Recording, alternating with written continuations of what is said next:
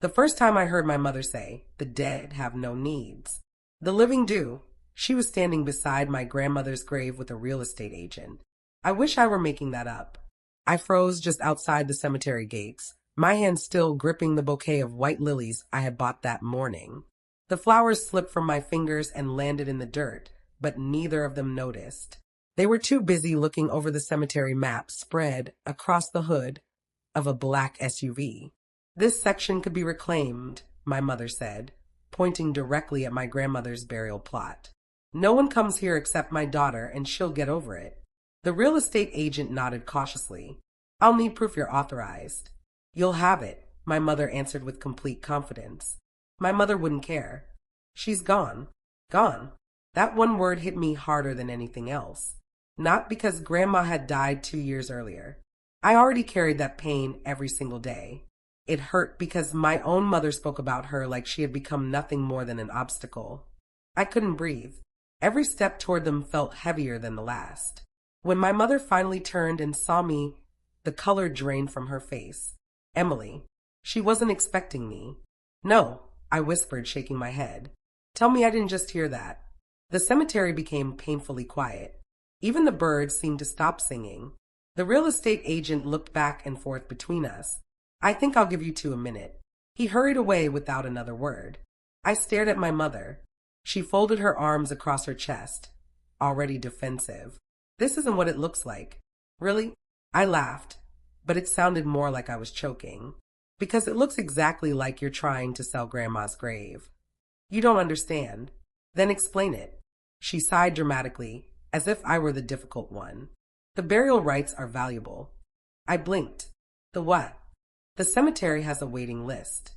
Families pay thousands for these spaces now." I couldn't believe what I was hearing. "So your solution is to dig up Grandma?" "No one said that. You literally just pointed at her grave." "Emily," she snapped, "you're being emotional." Emotional. That had been her favorite word my entire life. Whenever I cried, whenever I questioned her, whenever I stood up for myself, I was always just emotional. I looked down at the polished granite headstone. Margaret Wilson, beloved mother, beloved grandmother, the woman who had practically raised me, the woman who packed my school lunches because my mother forgot, the woman who sat through every piano recital while my mother claimed she was too busy, the woman who hugged me every time my own mother criticized me. And now my mother wanted to erase the only place left where I still felt close to her. "You've lost your mind." "No," she answered coldly. "I've lost money." Those 5 words changed everything. I wish I could tell you that was the moment I walked away forever.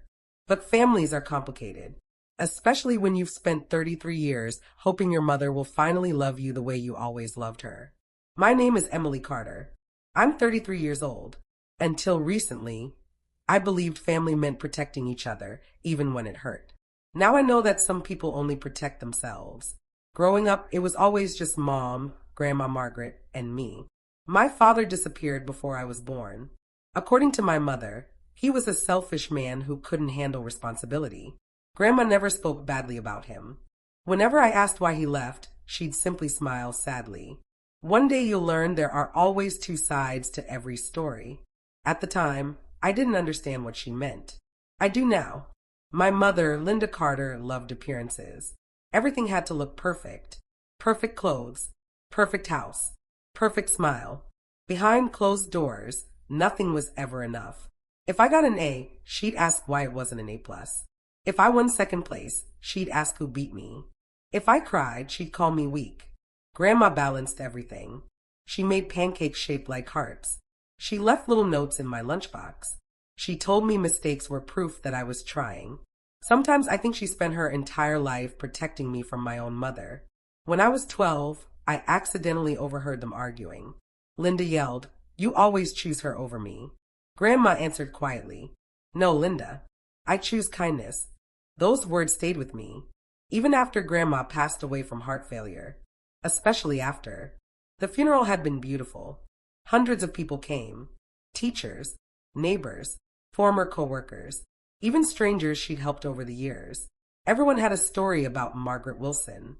She babysat children for free, delivered groceries to elderly neighbors, paid for school supplies without telling anyone. She lived with generosity. Looking back, I should have noticed my mother wasn't grieving the same way everyone else was. She kept asking questions about paperwork, insurance, property, accounts. At the time, I thought she was just handling responsibilities. Now I wonder if she was already calculating what Grandma's death could bring her. About 6 months after the funeral, Mom sold Grandma's house. She said maintaining it was too expensive. I begged her to let me buy it. She refused. It's already under contract. A week later, I found out she'd sold it to a developer for almost double its value. She never even gave me a chance. I cried for days, not because of the house, because every memory I'd ever had with Grandma disappeared under bulldozers. The garden where we planted roses together. The porch swing where she'd read books to me. The kitchen where she taught me to bake cinnamon rolls. Gone. Now, standing in front of her grave, I realized the house hadn't been enough. My mother wanted the last piece of Grandma that remained. As I bent down to pick up the lilies I dropped earlier, something caught my eye. A fresh set of tire tracks behind the cemetery office. There was also a folded envelope sticking halfway out of my mother's oversized purse. The corner had the cemetery's official logo printed on it. Before she noticed, the envelope slipped to the ground. I reached for it. She lunged at the same time, but I grabbed it first. My hand shook as I opened it. Inside was a document already filled out. At the top in bold letters were the words, "Application for disinterment authorization." Someone had already signed it, and the signature wasn't my mother's. It was my name. I couldn't stop staring at the paperwork in my hands. The words blurred together as tears filled my eyes. It wasn't an approved request. It was a packet prepared to begin the legal process of relocating my grandmother's remains. Clipped to the front was a typed letter claiming that I had already agreed that moving Grandma's grave was in the family's best interest. I had never said those words. Not once. I looked up at my mother, hoping, just hoping, that there was some explanation I hadn't considered. "There has to be a mistake," I whispered. "There isn't," she replied, reaching for the papers. "Give them back." I pulled them closer to my chest. "You told them I agreed?" "I told them you would eventually understand." "That's not the same thing." She rolled her eyes. "Emily, you're making a scene in a cemetery." "No," I said, my voice shaking. "You're trying to erase Grandma, and you're worried about me making a scene?" People visiting nearby graves had started looking our way. A little boy stopped placing flowers beside his grandfather's headstone and stared at us. His mother gently guided him away, but she couldn't hide the concern on her face. My mother lowered her voice. "Let's discuss this somewhere else. We're discussing it right here." She took one step closer. "You have no idea what I'm dealing with." "Then tell me." "I have bills. So did Grandma. I have debt. So did millions of people. I could lose everything." I stared at her. "And somehow Grandma has to lose everything first?" She didn't answer. That silence hurt more than another argument ever could. I bent down and carefully placed the lilies in front of Grandma's headstone. "I'm sorry," I whispered. "I didn't know." For a moment, I forgot my mother was standing behind me. I remember being 7 years old, kneeling in Grandma's flower garden with dirt all over my knees. "Flowers bloom because someone keeps showing up for them," she told me with a smile. "Even if nobody notices, especially then." I smiled through my tears.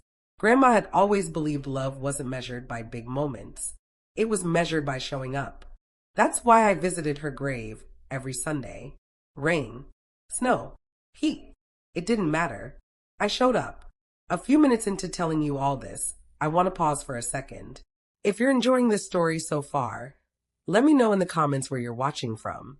I always love seeing how people from different cities and states connect over stories like this. When I stood back up, my mother had already walked toward her car. "Are you seriously leaving?" I called. "I have an appointment." "With another real estate agent?" She stopped. Without turning around, she said something that made my stomach twist. "You'll thank me one day." Then she drove away. That evening, I couldn't focus on work. I was a graphic designer, and normally I could spend hours creating logos or illustrations without noticing the time. Not that day. Every few minutes, I'd catch myself opening the photo album on my phone. Pictures of Grandma, her laughing while frosting cupcakes, her wrapped in a blanket at football games, her holding my hand on my college graduation day. She had never missed an important moment in my life. Not one. Then another memory surfaced. 3 weeks before Grandma died, she'd asked me to sit beside her hospital bed. Her voice had been weak. "Emily, I'm here." She squeezed my hand. "There are things people do when grief and money meet. I don't understand. You will someday." I thought she was talking about funeral expenses. Now I wasn't so sure. My phone buzzed. It was my cousin Sarah. We hadn't spoken in almost a month. "Emily, can you call me? It's about your mom." My heart started racing. I answered immediately. "Sarah, you okay?" "I don't know anymore." There was a long pause. I figured. "You knew." "I know something." "What?" I didn't want to believe it. "What are you talking about?" Sarah took a deep breath. "Your mom has been calling family members." I frowned. "Why?" "She told everyone Grandma wanted her buried somewhere else." My entire body went cold. "That's a lie." "I know. Grandma picked that cemetery herself." "I know." I sank onto my couch. Sarah continued carefully. "She also told everyone you already supported the decision." I covered my face. "I never did." "I figured that too." "Why didn't anyone call me?" "They trusted her." That answer hurt more than I expected. People believed my mother because she sounded confident. Meanwhile, I had no idea conversations were happening behind my back. Sarah hesitated again. "There's something else." "What?" "I wasn't supposed to tell you." "Sarah, I overheard your mom talking to someone after Grandma's funeral." "What did she say?" "She kept mentioning a buyer." "A buyer?" At the time, I thought she meant Grandma's house. But now, I don't think that's what she meant. Goosebumps covered my arms. "What exactly did you hear?" "I only caught one sentence." "What was it?" Sarah lowered her voice. She said, "Once the land is clear, everything else falls into place." The room suddenly felt too quiet. Land. That's exactly what scared me. After hanging up, I couldn't shake the feeling that something much bigger was happening. Maybe the grave wasn't the real goal. Maybe it was standing in the way of something else. The next morning I drove back to the cemetery, not because I expected answers, because I needed to feel close to Grandma. The cemetery manager, Mr. Howard, recognized me immediately. "I'm sorry about yesterday." "You saw." "Hard not to." I nodded awkwardly. "I need to ask you something." He motioned toward his office. Inside, framed photographs of the cemetery's history covered the walls. Families, veterans, old oak trees that had stood there for generations. "This place means a lot to people," he said softly. "It means everything to me." He folded his hands. "What can I help you with?" "Has my mother been trying to relocate Grandma?" He didn't answer immediately. "I can't discuss another person's private requests." "I understand." I stood to leave. Before I reached the door, he quietly spoke. "I will tell you one thing." I turned around.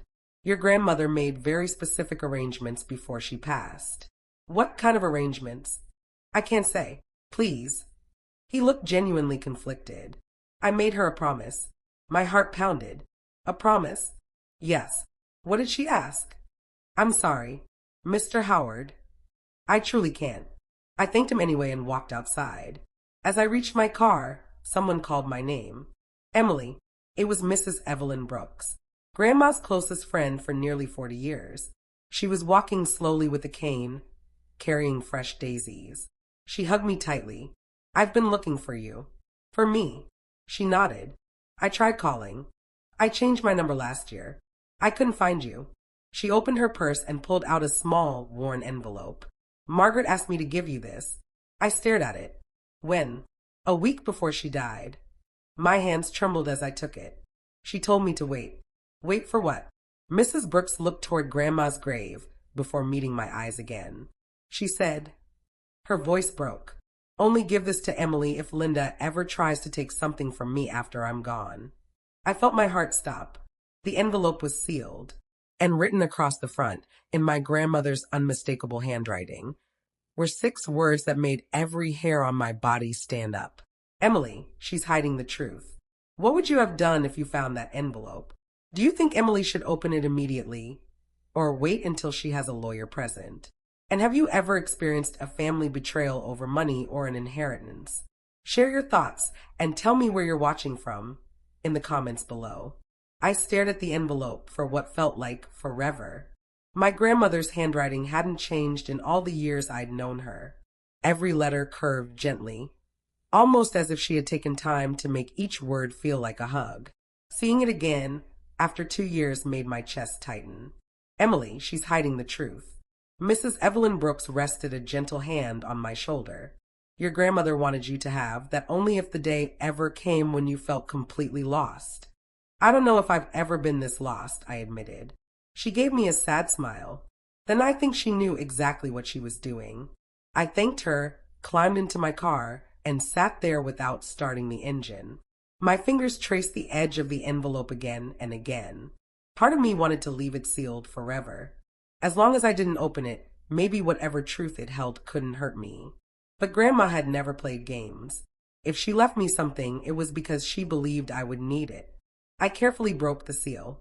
Inside was a handwritten letter and a small photograph folded neatly in half. The photograph caught my attention first. It showed Grandma standing beside a man I had never seen before. They were both smiling, and between them stood a little girl with curly brown hair. The little girl was me. I frowned.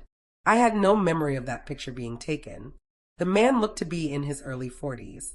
He had kind eyes and a familiar smile, but I couldn't place him. My heart began racing as I unfolded the letter. My sweet Emily, if you're reading this, it means something has happened that I prayed never would. I hoped your mother would choose love over pride, but I have lived long enough to know that hope and reality are not always friends. Tears blurred the page. There is something I have wanted to tell you for many years. I kept silent because I believed the truth would only cause more pain while you were growing up. But once I'm gone, I don't want you to spend the rest of your life believing a story that was never completely true. I swallowed hard. Your father did not abandon you the way you were told. My entire body froze. No, that couldn't be right. I read the sentence again, then again. It never changed. I felt as though the ground beneath me had disappeared. For 33 years, I had believed my father walked away before I was born. That story shaped everything I believed about myself. Every birthday without a father. Every Father's Day at school.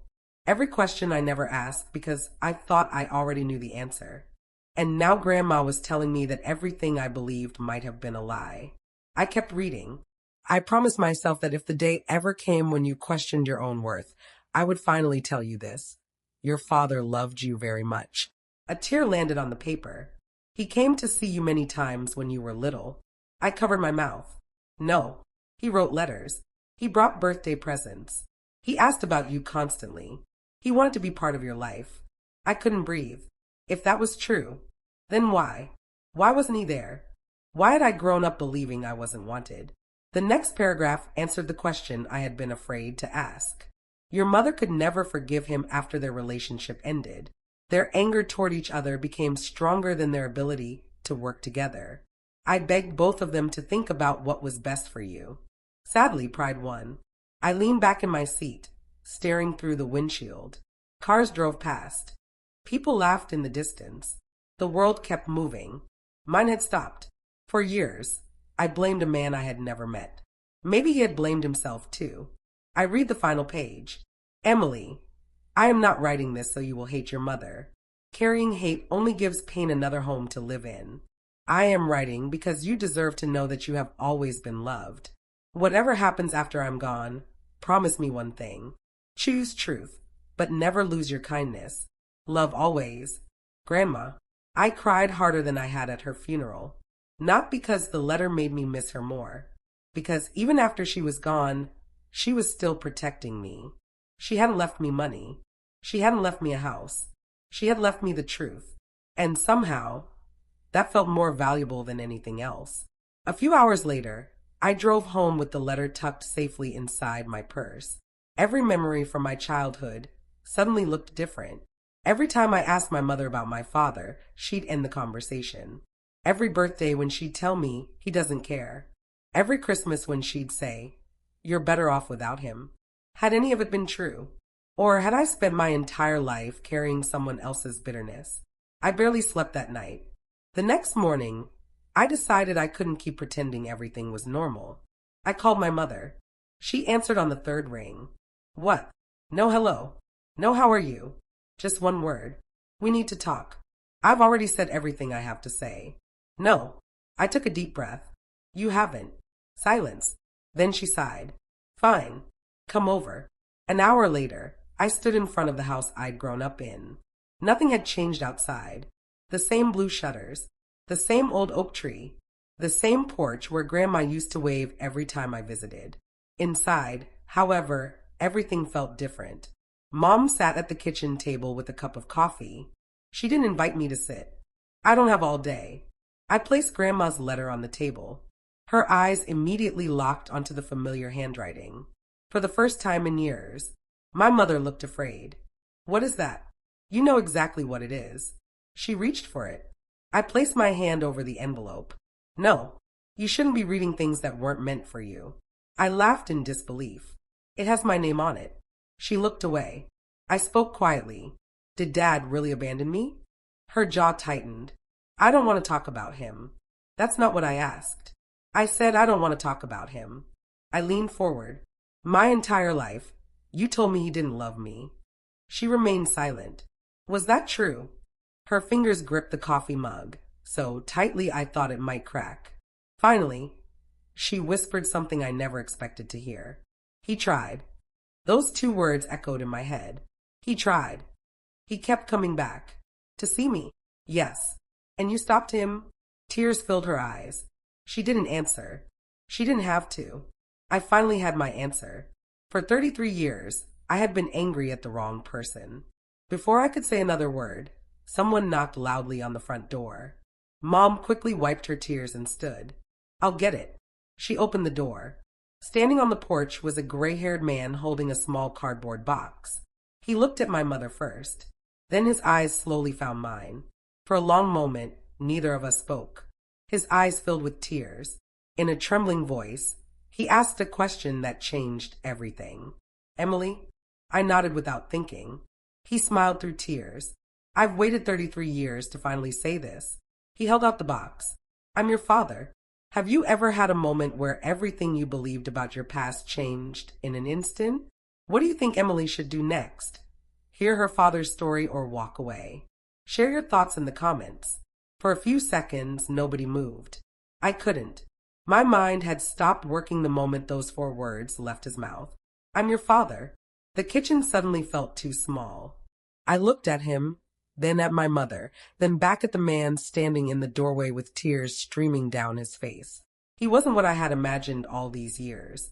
As a little girl, I pictured someone cold. Someone who had forgotten I existed. Someone who had chosen another life over me. Instead, I saw a man who looked terrified. Not of my mother. Of me. As if he believed I might close the door before he ever had the chance to explain. I think we should talk somewhere else, he said quietly. No, my mother snapped. You need to leave. He didn't even look at her. His eyes never left mine. I'll leave if that's what Emily wants. For the first time in my life, someone had put the choice in my hands. I swallowed hard. I want answers. He nodded slowly. So do I. Without saying another word, I walked outside. He followed me to the front porch while my mother stayed inside. I sat on the old porch swing Grandma used to love. He remained standing for a moment before carefully sitting on the opposite end. My name is Daniel Brooks, he said. I know. He looked surprised. Grandma's letter. His eyes filled again. Margaret. He smiled sadly. She never stopped believing one day we'd have this conversation. You knew Grandma? I owe that woman more than I can ever repay. I waited. I met her long before you were born. He took a deep breath. When your mother and I separated, we were angry. Too angry. We both said things we regretted. Did you leave? I left the relationship. But not me. His voice cracked. Never you. I searched his face for any sign of dishonesty. All I saw was heartbreak. I came to the hospital the day you were born. I blinked. What? I held you. That sentence hit me like a wave. I have a picture. He slowly opened the small cardboard box he'd brought with him. Inside were dozens of old photographs, receipts, birthday cards, letters tied together with a faded blue ribbon. He picked up one photograph. It showed a younger version of him holding a newborn baby wrapped in a pink blanket. My breath caught. The baby wore a tiny knitted hat. Grandma had knitted those hats. I recognized the pattern immediately. That's you. I reached out with trembling hands. The photograph felt warm from where he'd been holding it. There I was, only a few hours old, asleep in his arms. I couldn't stop crying. If you held me. He nodded. Why didn't you stay? I tried.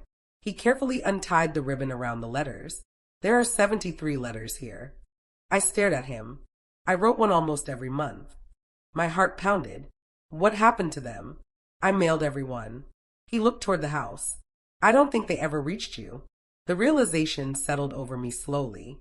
Every birthday, every Christmas, every school play. Maybe I hadn't been forgotten. Maybe I'd been kept away. I closed my eyes. My entire childhood felt like a puzzle someone had scattered across the floor.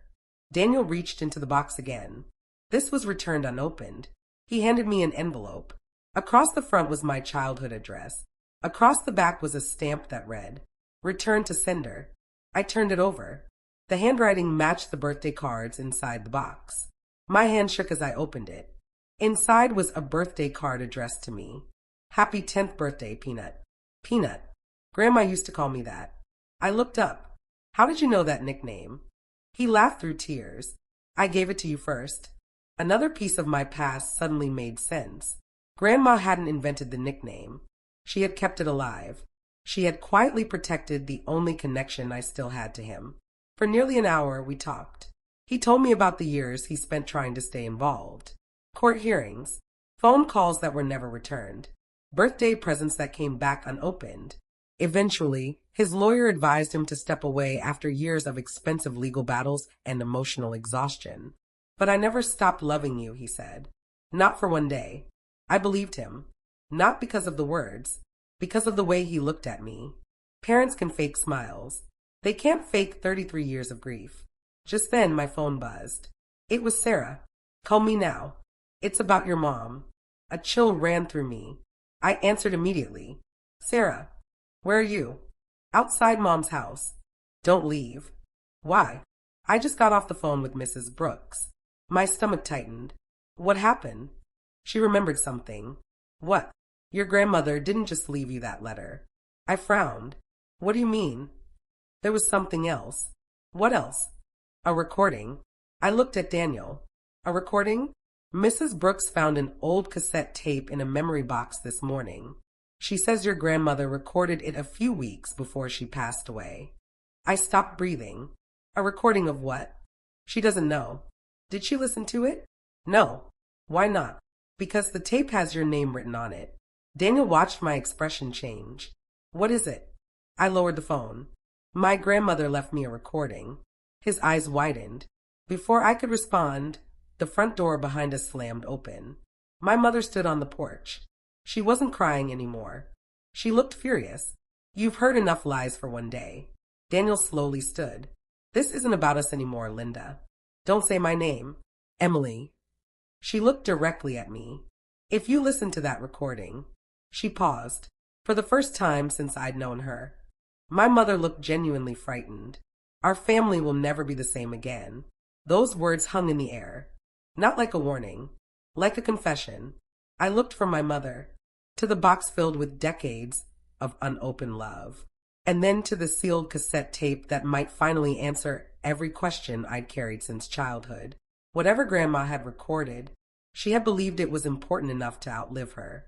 And for the first time in my life, I realized the biggest secret in my family had never been about who left.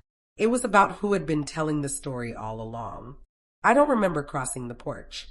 One second I was standing between my mother and my father. The next, I was sitting in my car with the old cassette tape in my lap, staring at it as if it could answer every question before I even pressed play. Daniel sat quietly in the passenger seat. He never rushed me. He never told me what to do. For the first time in my life, I felt like someone was willing to let me decide my own story. "I found an old cassette player," Mrs. Brooks said when we arrived at her house. "It still works. She placed it carefully on the dining room table. The tape looked ordinary, faded, scratched, but somehow it felt heavier than anything I had ever held. My hands trembled as I slid it into the player. There was a soft click. Static filled the room. For a few seconds, nobody spoke. Then, my grandmother's voice. Soft, gentle, exactly as I remembered. If you're listening to this, my sweet Emily. I immediately burst into tears. Daniel covered his mouth. Mrs. Brooks closed her eyes.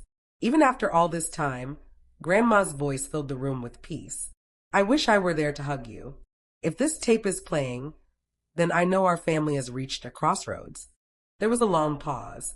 I have watched pain pass from one generation to the next. Hurt people often hurt the people they love the most. I glanced toward the window.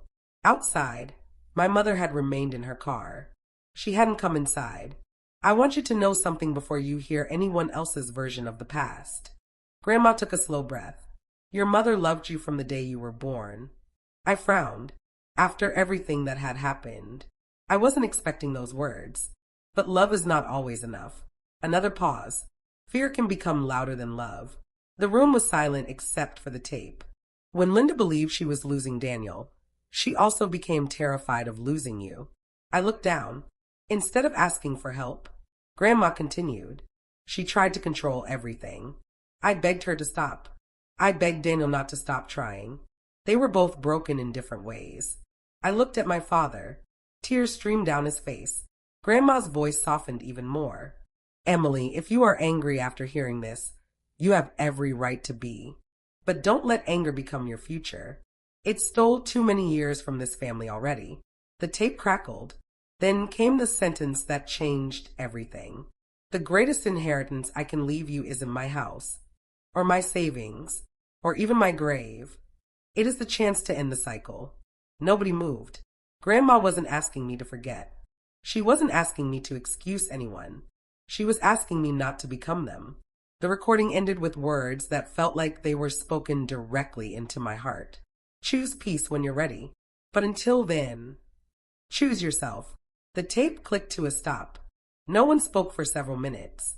Finally, Daniel stood. I should go. I grabbed his hand. No. He looked surprised.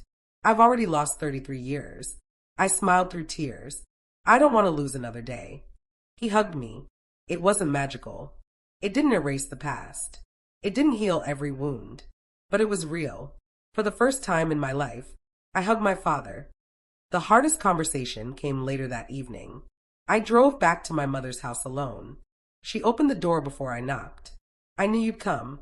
She looked exhausted, older somehow, as if carrying decades of secrets had finally become too heavy. I listened to Grandma's recording. She nodded without looking at me. I figured. We sat across from each other in complete silence. Finally, I asked the question that had lived inside me for years. Why? She closed her eyes. I was afraid. Of what? That if you loved him. Her voice broke. You wouldn't need me. I had imagined so many reasons over the years. Greed, cruelty, hatred. I never imagined fear. It didn't excuse what she'd done. Not even close. But it helped me understand it. She began crying. I kept telling myself I'd tell you the truth next year. Then next year became another year. And another.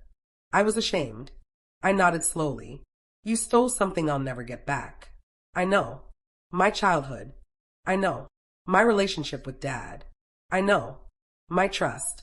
She buried her face in her hands. I'm so sorry. Those words were something I had waited my entire life to hear. But forgiveness isn't a light switch. It doesn't happen because someone apologizes. It happens slowly. Sometimes over years. Sometimes never. I forgive you. She looked up hopefully. But things can't go back to the way they were. Her smile disappeared. I need boundaries. She nodded. I understand. For a while. I need space. I understand. And Grandma stays where she is. For the first time, my mother smiled. Not because she won. Because she finally stopped fighting. I think she'd like that. A month later, we gathered at Grandma's grave. Not for an argument. Not for paperwork. Just family. Daniel stood beside me. Sarah brought fresh flowers. Mrs. Brooks smiled through tears. Even my mother came. She quietly placed a single white rose beside the headstone. No speeches, no drama, just silence, peaceful silence. As the wind moved through the trees, I remembered something Grandma used to say. Love isn't proven by what you take. It's proven by what you protect. For years, I thought protecting Grandma meant defending her grave. Now I understood. The grave was never the real inheritance. Her kindness was, her courage was, her ability to love people even when they disappointed her was. I couldn't change my childhood. I couldn't get back the birthdays I missed with my father. I couldn't erase the choices my mother had made. But I could decide what happened next. Months later, I started seeing a therapist. Daniel and I met every Sunday for coffee. We laughed over old photographs. We made new memories. Slowly, the empty spaces in my heart became a little less empty. My relationship with my mother remained cautious. Some days were good. Some weren't. Healthy boundaries didn't mean shutting people out forever. Sometimes they simply meant refusing to carry burdens that were never yours to begin with. Every Sunday, I still visit Grandma. I bring white lilies. I sit beside her headstone. And before I leave, I always smile and whisper the same words. I showed up, Grandma. Because she taught me that's what love looks like. It shows up, even when it's hard, even when nobody notices, especially then. Have you ever experienced betrayal from someone you loved?